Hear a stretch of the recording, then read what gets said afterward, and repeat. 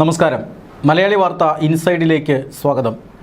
കേരളത്തിൻ്റെ മുഖ്യമന്ത്രി ആരാണ് എന്ന് ഇന്നറിയാം എന്നാണ് പ്രതീക്ഷ. അതായത് ഇന്ന് രാവിലെ 11 മണിക്കാണ് KPCC ആസ്ഥാനത്ത് MLA-മാരുടെ നിയമസഭാ കക്ഷി യോഗം വിളിച്ചിരിക്കുന്നത്. ആ നിയമസഭാ കക്ഷി യോഗത്തിന് ശേഷം മുഖ്യമന്ത്രിയെ പ്രഖ്യാപിക്കുമെന്ന് ഇന്നലെ വൈകുന്നേരത്തോടുകൂടി കോൺഗ്രസ് ഹൈക്കമാൻഡിൽ നിന്ന് സൂചന ലഭിച്ചതാണ്. അതായത് ഹൈക്കമാൻഡിൽ അല്ലെങ്കിൽ ദില്ലിയിൽ നടന്ന ചർച്ചകളിൽ മുഖ്യമന്ത്രി ആര് എന്നുള്ളതിനെക്കുറിച്ചുള്ള തീരുമാനം ഇന്നലെ വൈകുന്നേരത്തോടുകൂടി ആയിട്ടുണ്ട്. ആ പേരിപ്പോൾ കവറിനകത്താണ്. ആ കവറും പിടിച്ചുകൊണ്ട് ദീപാദാസ് മുൻഷി കേരളത്തിലേക്ക് വിമാനം കയറിയിട്ടുണ്ട്. അവർ MLA-മാരുടെ യോഗത്തിൽ പങ്കെടുത്തുകൊണ്ട് മുഖ്യമന്ത്രിയുടെ പേര് നിർദ്ദേശിക്കുമെന്നാണ് സൂചന. അതിനുശേഷം MLA-മാരുടെ അംഗീകാരത്തോടുകൂടി മുഖ്യമന്ത്രിയെ പ്രഖ്യാപിക്കുമെന്നാണ് ഇപ്പോൾ പുറത്തുവരുന്ന റിപ്പോർട്ടുകൾ. പക്ഷേ ഇന്ന് രാവിലെ ദില്ലിയിൽ വീണ്ടും ഒരു അതിനിർണായകമായ യോഗം ചേർന്നു. ആ കൂടിയാലോചന മറ്റാരുമായിട്ടല്ല. ആ കൂടിയാലോചന KC വേണുഗോപാലും രാഹുൽ ഗാന്ധിയും തമ്മിലായിരുന്നു. KC വേണുഗോപാൽ ദില്ലിയിൽ തന്നെ തുടരുകയാണ്. നമുക്കറിയാം, അദ്ദേഹത്തിൻ്റെ വസതിയിൽ പുറത്തെങ്ങും പോകാതെ ഹൈക്കമാൻഡ് വിളിക്കുമ്പോൾ ചർച്ചകൾക്ക് മാത്രം പുറത്തേക്കിറങ്ങുകയും അതിനുശേഷം പൂർണ്ണ സമയവും അദ്ദേഹം മറ്റു പരിപാടികളെല്ലാം ഒഴിവാക്കി തൻ്റെ ദില്ലിയിലെ ഔദ്യോഗിക വസതിയിൽ തുടരുകയുമായിരുന്നു. ഇന്ന് അല്പസമയം മുമ്പ് രാഹുൽ ഗാന്ധിയെ കാണാനായി അദ്ദേഹം രാഹുൽ ഗാന്ധിയുടെ വസതിയിൽ എത്തിയിട്ടുണ്ട്. നിർണായകമായ കൂടിക്കാഴ്ചയായിരിക്കും ഇതെന്ന കാര്യത്തിൽ സംശയമൊന്നുമില്ല.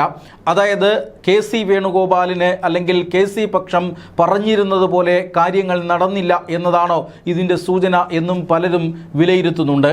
കാരണം കഴിഞ്ഞ ദിവസം രാത്രിയോടുകൂടി VD സതീശൻ്റെ വീടിന് മുന്നിൽ വലിയ ആഘോഷങ്ങളുണ്ടായിരുന്നു. ആ ആഘോഷങ്ങൾ കണ്ടവരെല്ലാം ഉറപ്പിച്ചിരിക്കുന്നത് VD സതീശൻ തന്നെയായിരിക്കും മുഖ്യമന്ത്രി എന്നാണ്. MLA-മാരുടെ തീരുമാനമനുസരിച്ച് അല്ലെങ്കിൽ MLA-മാരുടെ പിന്തുണയനുസരിച്ച് KC വേണുഗോപാലിനെ കേരളത്തിൻ്റെ മുഖ്യമന്ത്രിയാക്കാമെന്നാണ് ഹൈക്കമാൻഡ് കരുതിയത്. അതിനു വേണ്ടിയിട്ടുള്ള എല്ലാ മുന്നൊരുക്കങ്ങളും ഹൈക്കമാൻഡ് നടത്തിയിരുന്നു. ഏതാണ്ട് സ്ഥാനാർത്ഥി പ്രഖ്യാപനമായപ്പോൾ തന്നെ VD സതീശൻ മുഖ്യമന്ത്രി സ്ഥാനം ഉപേക്ഷിച്ചതാണ്. സ്ഥാനാർത്ഥി നിർണയവുമായി ബന്ധപ്പെട്ട ചർച്ചകൾ ദില്ലിയിൽ നടന്നത് അതീവ ഗൗരവത്തോടു കൂടിയായിരുന്നു. വലിയ രീതിയിലുള്ള വിഷയങ്ങൾ അല്ലെങ്കിൽ വലിയ പ്രശ്നങ്ങൾ, ഇതെല്ലാം ചർച്ചകൾ, തർക്കങ്ങൾ, ഇതെല്ലാം സ്ഥാനാർത്ഥി നിർണയ ചർച്ചയുമായി ബന്ധപ്പെട്ടുണ്ടായി. സുധാകരൻ്റെ പിണക്കം മാത്രമാണ് പുറത്തേക്ക് വന്നത്. പക്ഷേ അതിലേറെ ഈ സ്ഥാനാർത്ഥി നിർണയവുമായി ബന്ധപ്പെട്ട് KC അനുകൂലികളും VD അനുകൂലികളും തമ്മിൽ വലിയ വിഷയങ്ങൾ ഉണ്ടായി എന്നാണ് ലഭിക്കുന്ന സൂചന. പക്ഷേ VD സതീശൻ്റെ അനുകൂലികൾക്ക് നിരാശപ്പെടേണ്ടി വന്നു. സ്ഥാനാർത്ഥി പട്ടിക പുറത്തിറങ്ങിയപ്പോൾ ഭൂരിഭാഗവും KC വേണുഗോപാലിന് വേണ്ടപ്പെട്ടവരായിരുന്നു. ഇതുതന്നെ MLA-മാർ അല്ലെങ്കിൽ ഈ സ്ഥാനാർത്ഥികൾ വിജയിച്ചു വന്നു കഴിഞ്ഞപ്പോഴും ആവർത്തിച്ചു. അന്ന് ഒരുക്കിയ ആ ഒരു അടിസ്ഥാന സൗകര്യമാണ് പിന്നീട് തിരഞ്ഞെടുപ്പ് വന്നപ്പോൾ കാര്യങ്ങൾ KCക്ക് അനുകൂലമായി മാറിയത്. സ്ഥാനാർത്ഥികളിൽ ഭൂരിഭാഗവും KC അനുകൂലികൾ ആയതുകൊണ്ട് തന്നെ ജയിച്ചു വന്നവരിലും ഭൂരിഭാഗവും KC അനുകൂലികൾ തന്നെയായിരുന്നു. 63 MLA-മാരിൽ 47 പേരുടെ പിന്തുണ KC വേണുഗോപാലിന് ഉണ്ടായിരുന്നു എന്നാണ് നേരത്തെ റിപ്പോർട്ട് ചെയ്യപ്പെട്ടിട്ടുള്ളത്. എന്ന് പറഞ്ഞാൽ ഭൂരിഭാഗം MLA-മാരും VD സതീശനെ ഞെട്ടിച്ചുകൊണ്ട് VD സതീശനോടൊപ്പം നിന്ന പലരും KC വേണുഗോപാലിനെ പിന്തുണയ്ക്കുന്നത് നമ്മൾ കണ്ടതാണ്. VD സതീശന് അനുകൂലമാണ് എന്ന രീതിയിൽ പ്രസ്താവനകൾ നടത്തിയ K മുരളീധരൻ പോലും കഴിഞ്ഞ ദിവസം ഹൈക്കമാൻഡിന് മുന്നിൽ പോയപ്പോൾ KC വേണുഗോപാലിനെയാണ് പിന്തുണച്ചത് എന്നും പറയുന്നവരുണ്ട്. എന്തായാലും ഇത്തരത്തിലുള്ള നാടകങ്ങൾ, അന്തർനാടകങ്ങൾ ഒട്ടേറെ കോൺഗ്രസിനുള്ളിൽ അരങ്ങേറി. അതിനുശേഷമാണ് ഈ ഏറ്റവും ഒടുവിലായി തങ്ങളുടെ ഒരു തീരുമാനം, അതായത് ഈ MLA-മാരുടെ പിന്തുണ അനുസരിച്ച് KC വേണുഗോപാലിനെ മുഖ്യമന്ത്രിയാക്കാമെന്ന തീരുമാനം വലിയ സമ്മർദ്ദത്തെ തുടർന്ന് ഹൈക്കമാൻഡിന് ഒന്ന് മാറ്റിപ്പിടിക്കേണ്ടി വന്നു എന്ന സൂചനയും വന്നു. അതായത് 100-ലധികം സീറ്റുകൾ നേടി അധികാരത്തിൽ വരുമെന്ന് VD സതീശൻ തെരഞ്ഞെടുപ്പ് പ്രചരണ വേളയിൽ പറഞ്ഞിരുന്നു. അത്രയൊന്നും സീറ്റുകൾ KC വേണുഗോപാൽ പക്ഷം പ്രതീക്ഷിച്ചില്ല.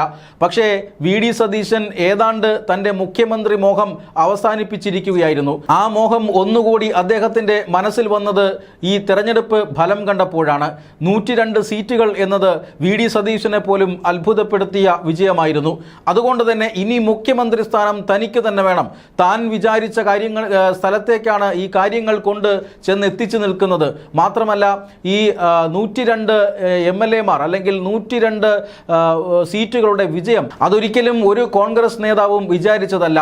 മാത്രമല്ല എക്സിറ്റ് പോൾ അടക്കമുള്ള സർവേകളിലും ഇത്ര മിന്നുന്ന പ്രകടനം ആരും പ്രവചിച്ചതുമില്ല. പക്ഷേ തെരഞ്ഞെടുപ്പ് ഫലം വന്നപ്പോൾ വി.ഡി. സതീശൻ പറഞ്ഞിടത്തേക്ക് കാര്യങ്ങൾ എത്തി. അതുകൊണ്ട് താൻ തന്നെയാകണം മുഖ്യമന്ത്രി എന്ന പുതിയ വാദം വി.ഡി. സതീശൻ ഹൈക്കമാൻഡിന് മുന്നിൽ വയ്ക്കുകയായിരുന്നു. MLA-മാരുടെ പിന്തുണയുണ്ടെങ്കിലും പൊതുവികാരം വി.ഡി. സതീശന് അനുകൂലമാണെന്നും മുസ്ലിം ലീഗ് അടക്കമുള്ള ഘടകകക്ഷികൾ വി.ഡി. സതീശന് വേണ്ടി ശക്തമായി വാദിക്കുമെന്നും കോൺഗ്രസ് ഹൈക്കമാൻഡ് കരുതിയില്ല. പക്ഷേ അത്തരം കാര്യങ്ങളാണ് നടന്നത്. അതുകൊണ്ടാണ് ഒന്നുകൂടി കേരള മുഖ്യമന്ത്രിയുടെ കാര്യത്തിൽ ഒരു പുനർവിചിന്തനം ഹൈക്കമാൻഡിന് നടത്തേണ്ടി വന്നത്.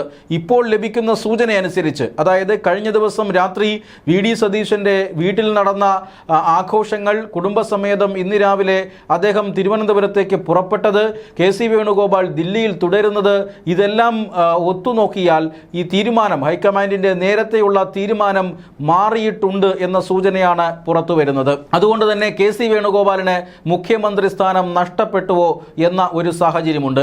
അവസാന നിമിഷം വരെയും കെ.സി. വേണുഗോപാൽ തൻ്റെ നിലപാടിന് വേണ്ടി വാദിച്ചിരുന്നു. ഒരു ഇഞ്ച് പിന്നോട്ട് പോകാൻ കെ.സി. വേണുഗോപാൽ തയ്യാറായിരുന്നില്ല. അതായത് എല്ലാ സ്ഥലത്തും മുഖ്യമന്ത്രിയെ തീരുമാനിക്കുന്നത് MLA-മാരുടെ പിന്തുണ നോക്കിയിട്ടാണ്. കേരളത്തിൻ്റെ ചരിത്രത്തിൽ എവിടെയും മുഖ്യമന്ത്രിയുടെ പിന്തുണയല്ലാതെ മറ്റൊരു ഘടകവും കോൺഗ്രസ് ഹൈക്കമാൻഡ് മുഖ്യമന്ത്രിയെ തീരുമാനിക്കാൻ പരിശോധിച്ചില്ല. കേരളത്തിൽ മാത്രമല്ല മറ്റു സംസ്ഥാനങ്ങളിലും ഇതുതന്നെയായിരുന്നു സ്ഥിതി. കർണാടകത്തിൽ നമുക്കറിയാം അധികാര വടംവലി തെരഞ്ഞെടുപ്പിന് ശേഷം 2023 നിയമസഭാ തെരഞ്ഞെടുപ്പിന് ശേഷം അവിടെയുണ്ടായി. സിദ്ധരാമയ്യയും അതുപോലെ തന്നെ DK ശിവകുമാറും തമ്മിൽ വലിയ തർക്കമുണ്ടായി. DK ശിവകുമാറാണ് ആ തെരഞ്ഞെടുപ്പ് അക്ഷരാർത്ഥത്തിൽ നയിച്ചത്. മിന്നുന്ന വിജയം അവിടെയുണ്ടായിരുന്ന BJP സർക്കാരിനെ വലിച്ചു താഴെയിട്ട് മിന്നുന്ന വിജയം നേടിയതിന് പിന്നിൽ DK ശിവകുമാർ ആണ് എന്ന കാര്യത്തിൽ തർക്കമൊന്നുമില്ല. ഹൈക്കമാൻഡിനും DK ശിവകുമാർ മുഖ്യമന്ത്രിയാകണം എന്നായിരുന്നു താല്പര്യം. പക്ഷേ സിദ്ധരാമയ്യ ഒരു ഏറ്റവും അവസാന നിമിഷം ഒരു അവകാശവാദം ഉന്നയിച്ചു. ആ അവകാശവാദം MLA-മാരുടെ പിന്തുണ തനിക്കാണ് എന്നതായിരുന്നു. ഇക്കാര്യം പരിശോധിച്ച ഹൈക്കമാൻഡ് MLA-മാരുടെ പിന്തുണ സിദ്ധരാമയ്യയ്ക്ക് തന്നെയാണ് എന്ന് ഉറപ്പുവരുത്തുകയും പിന്നീട് മുഖ്യമന്ത്രിയായി സിദ്ധരാമയ്യയെ പ്രഖ്യാപിക്കുകയുമാണ് ചെയ്തത്. രാജസ്ഥാനിൽ അശോക് ഗെഹ്ലോട്ടും അതുപോലെ തന്നെ സച്ചിൻ പൈലറ്റും തമ്മിൽ തർക്കമുണ്ടായപ്പോഴും ഇതേ ഫോർമുല തന്നെയാണ് ഹൈക്കമാൻഡ് സ്വീകരിച്ചത്. എല്ലാ സംസ്ഥാനങ്ങളിലും ഹൈക്കമാൻഡ് നിരീക്ഷകർ പരിശോധിക്കുന്നത് MLA-മാരുടെ പിന്തുണ നിയുക്ത മുഖ്യമന്ത്രിക്ക് എത്രമാത്രം ഉണ്ട് എന്നാണ്. അപ്പോൾ എന്തിനാണ് കേരളത്തിൽ മാത്രം മറ്റൊരു ചിന്ത എന്ന ചോദ്യം കെ.സി. വേണുഗോപാൽ പക്ഷം ഉന്നയിച്ചിരുന്നു. എന്തായാലും തീരുമാനം എടുത്തു കഴിഞ്ഞു എന്നാണ് ലഭിക്കുന്ന സൂചന. മുഖ്യമന്ത്രി ആര് എന്ന് തീരുമാനിക്കപ്പെട്ട് കഴിഞ്ഞിരിക്കുന്നു. ഔദ്യോഗികമായി MLA-മാരുടെ യോഗം കൂടിയതിനു ശേഷം അത് പ്രഖ്യാപിക്കാം എന്നാണ് കോൺഗ്രസ് ഇപ്പോൾ കരുതുന്നത്. KPCC ആസ്ഥാനത്ത് മാധ്യമ പട ക്യാമ്പ് ചെയ്യുകയാണ്. വലിയ രീതിയിൽ പ്രവർത്തകർ KPCC ആസ്ഥാനത്തേക്ക് ഒഴുകിക്കൊണ്ടിരിക്കുന്നു. ഇന്ന് രാവിലെ 11 മണിയോടുകൂടി ചേരുന്ന നിയമസഭാ കക്ഷി യോഗത്തിന് ശേഷം മുഖ്യമന്ത്രി ആര് എന്ന പ്രഖ്യാപനം ഉണ്ടാകും. അതിനുശേഷം വലിയ ആഘോഷങ്ങൾക്കും പരിപാടികൾക്കുമൊക്കെ ആസൂത്രണം ചെയ്ത് കാത്തിരിക്കുകയാണ് മൂന്ന് പക്ഷവും. വി.ഡി. സതീശൻ അനുകൂലികളും രമേശ് ചെന്നിത്തല അനുകൂലികളും കെ.സി. വേണുഗോപാൽ അനുകൂലികളും ഇപ്പോൾ വലിയ രീതിയിൽ പ്രതീക്ഷയിലാണ്. പക്ഷേ എന്തിനു വേണ്ടിയിട്ടാണ് മുഖ്യമന്ത്രിയെ തീരുമാനിച്ചു കഴിഞ്ഞെങ്കിൽ വീണ്ടും കെ.സി. വേണുഗോപാൽ ഇന്ന് രാവിലെ രാഹുൽ ഗാന്ധിയെ കണ്ടത്. അവസാന നിമിഷം കോൺഗ്രസ് ഹൈക്കമാൻഡിന്റെ തീരുമാനത്തിൽ മാറ്റമുണ്ടാവുമോ? ഇതൊക്കെയാണ് ഇന്ന് രാവിലെ നടന്ന കൂടിക്കാഴ്ചയ്ക്ക് ശേഷം കേരളത്തിൽ ചർച്ചാ വിഷയമാകുന്നത്. ഇന്നലെ തീരുമാനം എടുത്തിട്ടുണ്ടെങ്കിൽ തന്നെ അത് മാറ്റിമറിച്ചുകൊണ്ട് പുതിയൊരു തീരുമാനം വരാനുള്ള സാധ്യത നന്നേ കുറവാണ് എന്ന് പലരും വിലയിരുത്തുന്നു. പിന്നെ എന്തിനായിരിക്കാം കെ.സി. വേണുഗോപാൽ രാഹുൽ ഗാന്ധിയെ കണ്ടത്? ഒരുപക്ഷെ കെ.സി. വേണുഗോപാൽ അല്ല മറ്റാരെങ്കിലുമാണ് മുഖ്യമന്ത്രിയെങ്കിൽ, വി.ഡി. സതീശനാണ് മുഖ്യമന്ത്രിയെങ്കിൽ സർക്കാരിൻ്റെ ഒരു നിയന്ത്രണം അല്ലെങ്കിൽ സർക്കാരിൽ ഭൂരിഭാഗം പേരും എൻ്റെ അല്ലെങ്കിൽ കെ.സി. വേണുഗോപാൽ അനുകൂലികളായിരിക്കണം എന്ന ഒരു വാദമാകുമോ ഇനി ഏറ്റവും അവസാന നിമിഷം കെ.സി. വേണുഗോപാൽ രാഹുൽ ഗാന്ധിയുടെ മുന്നിൽ വയ്ക്കുക? മന്ത്രിമാരുടെ പ്രധാനപ്പെട്ട വകുപ്പുകളുടെ ഭരിക്കുന്ന മന്ത്രിമാരുടെ പട്ടികയായിരിക്കുമോ കെ.സി. വേണുഗോപാൽ ഇന്ന് രാവിലെ രാഹുൽ ഗാന്ധിക്ക് മുന്നിൽ സമർപ്പിച്ചത്? ഇത്തരം ചോദ്യങ്ങളാണ് ഇപ്പോൾ ചർച്ചാ വിഷയമായിരിക്കുന്നത്. എന്തായാലും ഒരു കാര്യം ഉറപ്പിച്ചു പറയാം, മുഖ്യമന്ത്രിയെ ദില്ലിയിൽ കഴിഞ്ഞ ദിവസം തീരുമാനിക്കപ്പെട്ടിരിക്കുന്നു. പക്ഷേ അതിപ്പോഴും മാറിമറിയാനുള്ള സാധ്യതയുണ്ട്.